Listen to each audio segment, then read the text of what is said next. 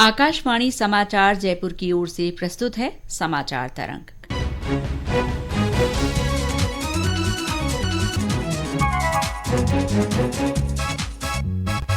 सभी श्रोताओं का समाचार तरंग के एक और नए अंक में स्वागत है।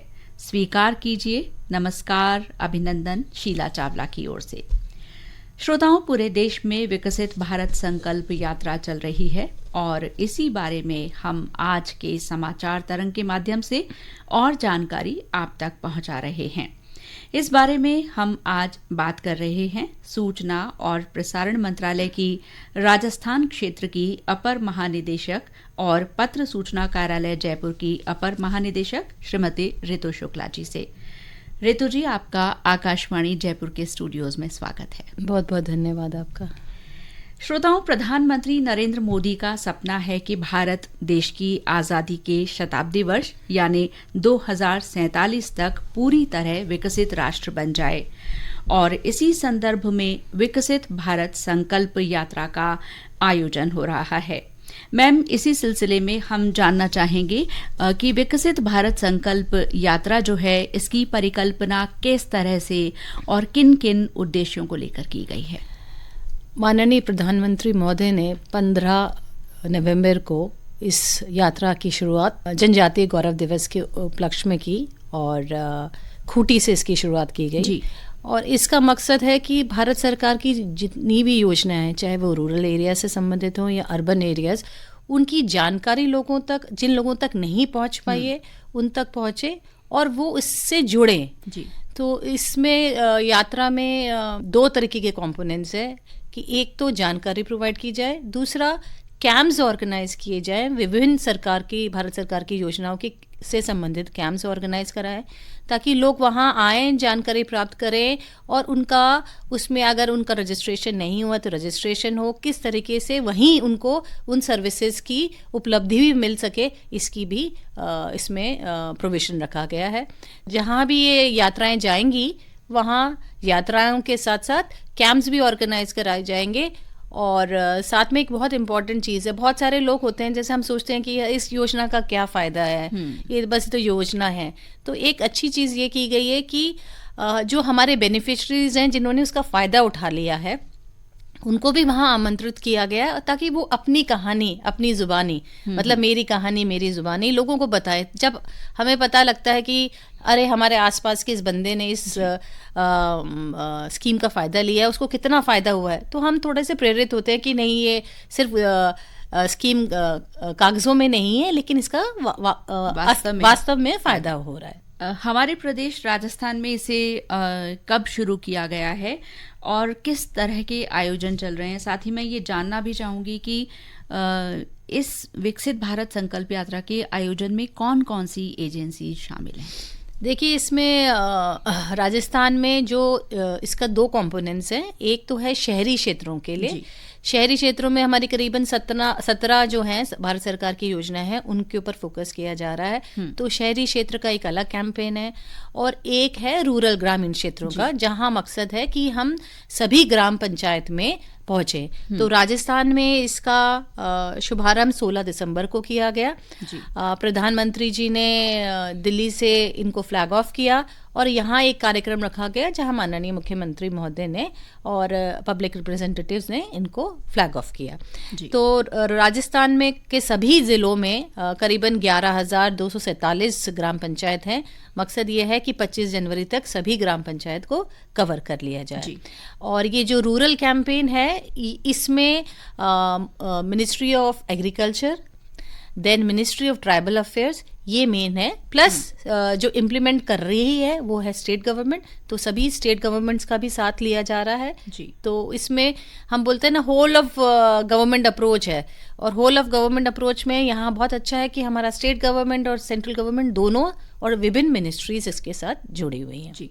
जो नए लोग हैं वो किस तरह से योजनाओं से जुड़ सकते हैं या उनकी आवेदन प्रक्रिया वो सब किस तरह से हो सकता है? देखिए, जैसे कि मैंने भी बताया कि जब ये यात्रा डिफरेंट ग्राम पंचायत में जा रही है तो वहाँ इसके बारे में प्रचार प्रसार किया जा रहा है। साथ में ग्राम पंचायत लेवल पे कैंप्स ऑर्गेनाइज किए जा रहे हैं, चाहे वो आधार का कैंप हो, उज्ज्वला का कैंप हो, स्वनिधि का कैंप। स्वनिधि तो अर्बन एरियाज़ में ज़्यादा है, जो ग्रामीण क्षेत्रों से है, चाहे वो आपका आवास के लिए हो, तो जो लोग आवेदन नहीं कर पाए हैं या किसी भी तरीके से नहीं जुड़ पाए हैं, तो उनके लिए एक मौका है कि आप आएँ और सरकार की स्कीम्स में उसका बेनिफिट ले लीजिए, वहीं रजिस्ट्रेशन कर लीजिए। अगर आपके मन में कोई दुविधा है या कोई सवाल है कि भाई मेरा नाम क्यों नहीं जुड़ रहा है, तो आप वहीं ग्राम पंचायत लेवल पे अधिकारी वहां मौजूद रहेंगे, तो आपकी सारी संशय जो भी हैं उनका निराकरण भी हो जाएगा और आपका रजिस्ट्रेशन भी हो जाएगा। और साथ में आप देखेंगे कि भाई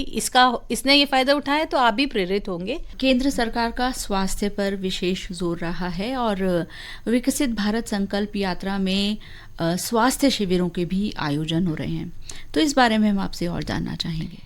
देखिए, health is a priority sector, चाहे वो ग्रामीण क्षेत्रों की कैंपेन हो या अर्बन एरियाज़ में, दोनों में ही हेल्थ कैंप लगाए जा रहे हैं। और एक और चीज़ है कि हमारी बहुत सारे जेनरिक मेडिसिन जो हैं जिस पे प्रधानमंत्री जी का भी जन औषधियों केंद्र जो बहुत सारे खुले गए हैं, ताकि जो इम्पॉर्टेंट मेडिसिन हैं जो बहुत सारे लोग इसलिए नहीं लेते थे क्योंकि बड़ी महंगी हुआ करती थी। अगर आप डायबिटीज़ की दवाई करें तो दवाइयाँ जिनको भी आजकल लाइफस्टाइल डिजीज सब जगह हैं, गाँव या शहर हैं, डायबिटीज़ हो, लेकिन ये दवाइयाँ महंगी होती थी। और अब जो जेनरिक मेडिसिन जो प्रोवाइड की जा रही हैं, तो अब आपको वो बहुत सस्ते में मिल रही हैं। तो उसके बारे में भी लोगों में जो कुछ अगर बहुत सारे सस्पिशंस भी होते हैं कि नहीं इसका क्वालिटी अच्छा नहीं होगा, तो उन चीज़ों पे भी वहाँ जब कैंप होता है तो वहाँ डिस्कशंस भी होते हैं, आपके संगोष्ठियाँ भी रखी जाती हैं, तो आप उनके बारे में जानकारी ले सकते हैं। और हेल्थ कैंप्स में चेकअप्स वगैरह सब कुछ हो रहा है। तो ये दोनों ही कैंपेन का पार्ट है, हेल्थ कैंप्स दोनों ही कैंपेन्स के पार्ट है।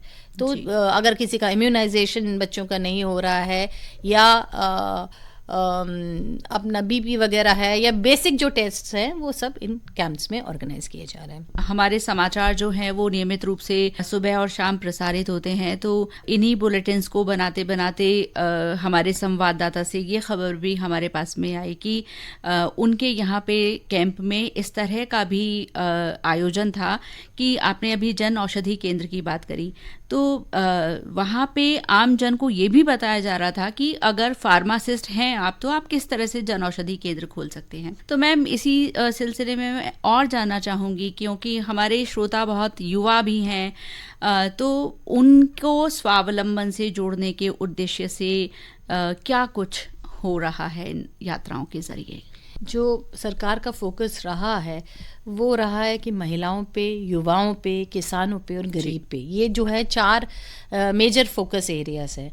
और बड़ी अच्छी बात यह है कि पूरे देश भर में अब तक 4 करोड़ लोग जो हैं इस कैंपेन से, इस यात्रा से जुड़े हैं। राजस्थान के 774 लोकेशंस में 242 म्यूनिसिपैलिटीज़ में, म्यूनिसिपल कॉरपोरेशंस में ये कैंप्स ऑर्गेनाइज हो रहे हैं। और अब तक के जो कैंप्स मैंने खुद ने भी देखा तो उसका रिस्पांस अच्छा आ रहा है जी। तो अब जैसे नवाचार की बात है, तो सबसे बड़ी बात, सबसे इम्पोर्टेंट बात है कि इसका एक पार्ट है कि हम सबको एक संकल्प लेना है, प्लेज है। देन मैंने बताया मेरी कहानी मेरी जुबानी एक अच्छा इनिशिएटिव है कि भाई सभी लोग जुड़े जिन्होंने दूसरे लोगों को भी अपनी बात शेयर करें। देन उसमें बहुत आपका लेवल ऑफ कितना आपका लेवल है उसके लिए क्विजेज हैं, क्विजेज कॉम्पिटिशन्स हो रहे हैं। जो लोग जीतेंगे उनको पुरस्कार भी हैं, टी शर्ट्स, कैप्स, ये सब दिए जा रहे हैं।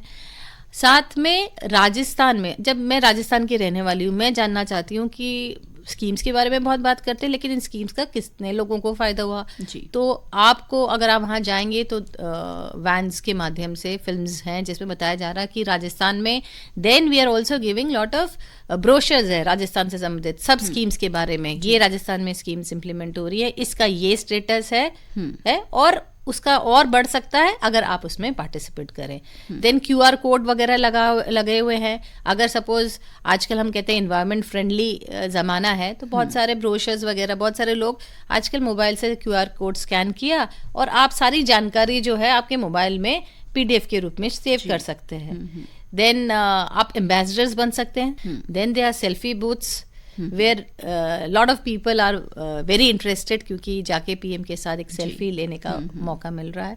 पूरे देश भर में क्या हो रहा है, क्या डेवलपमेंट हुआ, वो उसको भी देखने की एक झलकी मिली। मैं जानना चाहूंगी कि विकसित भारत संकल्प यात्रा में महिलाओं और बुजुर्गों के लिए क्या खास है? महिलाओं से संबंधित आप जानते हैं कि जो बहुत इम्पोर्टेंट कदम रहा है कि शौचालय का, तो उसके कारण भी वहाँ आके बहुत सारे लोग हैं जो कह रहे हैं कि अब तो हम कह रहे हैं कि हम ODF हो गए हैं, लेकिन आवास के लिए काफ़ी लोग आ रहे हैं।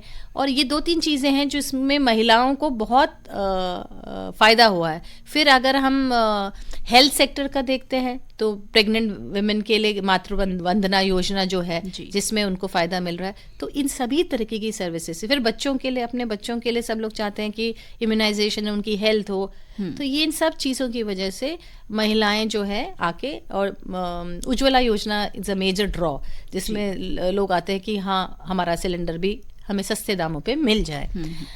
जब हम बुजुर्गों की बात करते हैं तो ज़्यादातर बुजुर्गों से हम बात करते हैं तो वो हेल्थ रिलेटेड इश्यूज होते हैं, तो उसके लिए वो लोग वहाँ अपने कैंप्स का फ़ायदा उठा रहे हैं। आप चूंकि सीधे तौर पर जुड़ी हुई हैं विकसित भारत संकल्प यात्रा से, तो राजस्थान में आयोजन के दौरान अभी तक आपके क्या अनुभव रहे हैं? देखिए, जो हमारा मंत्रालय है, सूचना एवं प्रसारण मंत्रालय, उसके पास जिम्मा था कि ये जितनी वैन्स हैं उनको प्रोविजन कराना, उन्हीं सभी वैन्स में प्रचार सामग्री की उपलब्धता कराना।